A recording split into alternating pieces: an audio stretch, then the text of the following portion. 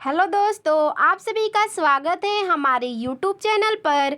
तो दोस्तों, आज हम लोग कक्षा 8 का महान व्यक्तित्व पढ़ेंगे। आज हम लोग पाठ 9 पढ़ेंगे। हमारे पाठ का नाम है गोस्वामी तुलसीदास। तो आज हम लोग इस पाठ का सारांश देखेंगे। चलिए देखते हैं इस पाठ का सारांश।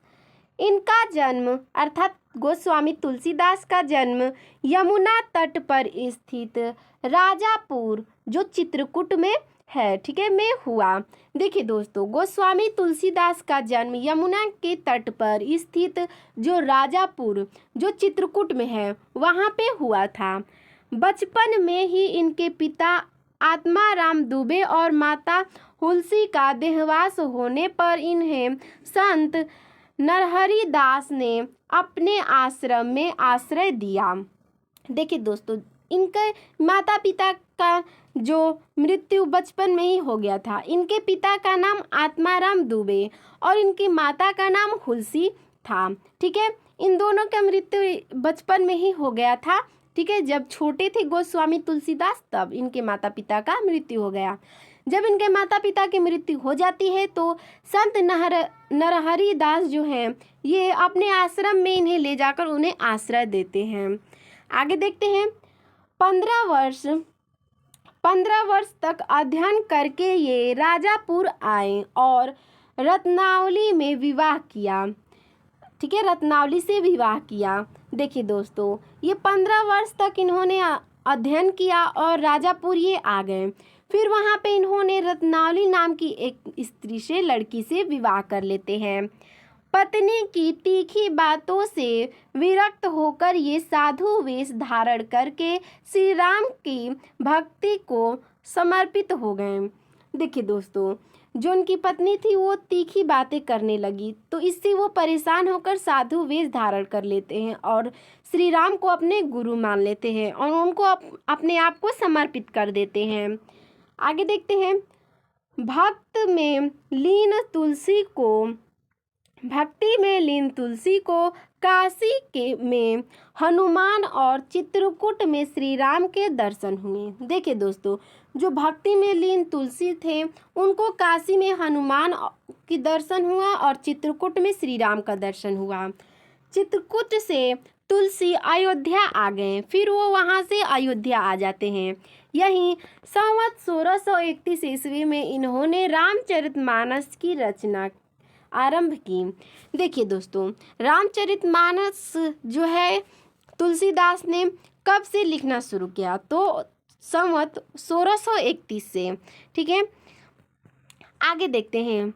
यह 2 वर्ष 7 माह और 26 दिन में संवत 1633 में पूरी हुई। जो इन्होंने ये रामचरितमानस लिखना शुरू किया था तो 2 वर्ष 7 महीने और 26 दिन लगे थे, अर्थात संवत 1633 में इन्होंने इसे पूरा कर दिया।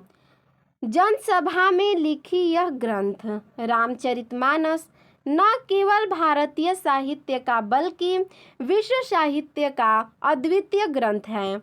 ये जो रामचरितमानस है वो भारतीय साहित्य है उसका ही नहीं बल्कि विश्व साहित्य का भी अद्वितीय ग्रंथ है, अर्थात इसके जैसा दूसरा कोई ग्रंथ नहीं है।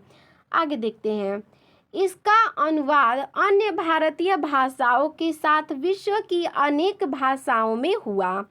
जो इसका अनुवाद है वो भारतीय भाषाओं के साथ साथ विश्व के अनेक भाषाओं में भी हुआ है। रामचरितमानस में श्री राम के चरित्र का वर्णन है। जो रामचरितमानस है इसमें जो है तुलसीदास ने श्री राम के चरित्रों का वर्णन किया है। इसमें जीवन के सभी पहलुओं का नीतिगत वर्णन है।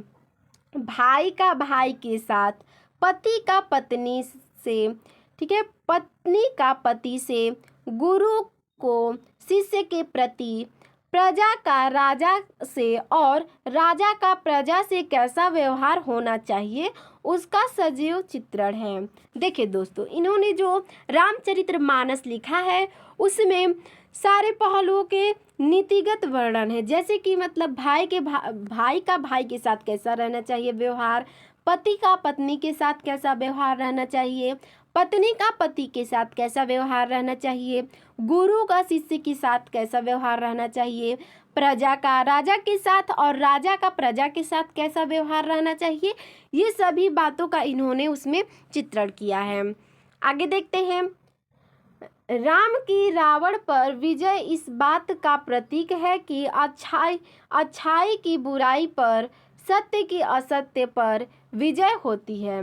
देखिए दोस्तों, राम ने रावण को मारा, इस बात का यह प्रतीक है कि अच्छाई पर बुराई का, ठीक है, जो अच्छाई है वो बुराई को हराती है, सत्य जो है असत्य को हराते हैं। ठीक है।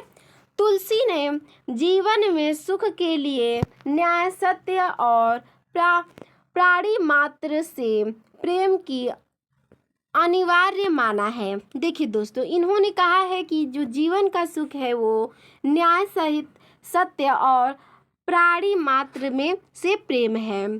ठीक है, आगे देखते हैं।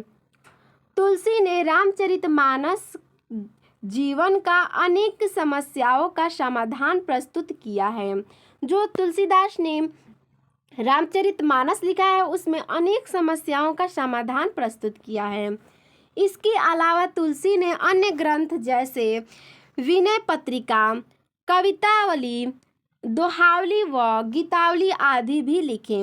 रामचरितमानस के अलावा भी इन्होंने विनय पत्रिका लिखा है, फिर कवितावली लिखा है, फिर उसके बाद दोहावली भी लिखा है, दोहावली फिर गीतावली भी लिखा है। ठीक है, लेकिन रामचरितमानस इनका एक प्रसिद्ध है ग्रंथ। चलिए देखते हैं इसी में आगे है।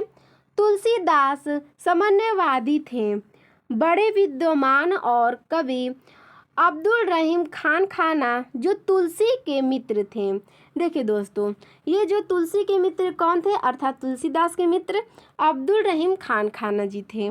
ठीक है, उनकी प्रशंसा में लिखा है, गोद लिए हुलसी फिरे तुलसी सो सुत होए। देखिए दोस्तों, इनकी प्रशंसा में अब्दुल रहीम खान खाना जी ने लिखा है कि गोद लिए हुलसी फिरे तुलसी सो सुत होए। ठीक है, चलिए आगे देखते हैं। तुलसी अपने अंतिम समय में काशी में 80 घाट पर रहते थे। देखिए दोस्तों, तुलसीदास जो थे उनका अब अंतिम समय आ चुका है और वो अपने अंतिम समय में 80 घाट पर वे रहने लगे थे। वहीं इनका देहांत संवत 1680 में हुआ, अर्थात जो तुलसीदास हैं उनकी मृत्यु संवत 1680 में हो गया। भक्त व साहित्यकार तुलसी हिंदी भाषा के अमूल्य रत्न हैं। ठीक है, जो भक्त और साहित्यकार हैं वो तुलसी, उनका हिंदी भाषा में अमूल्य रत्न है। तो दोस्तों, आपको हमारा यह वीडियो कैसा लगा हमें कमेंट में ज़रूर बताइएगा। धन्यवाद।